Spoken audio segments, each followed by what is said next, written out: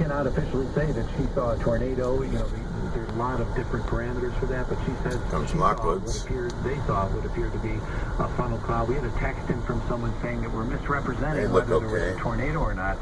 We continually are saying we don't know. We know there was a tornado warning.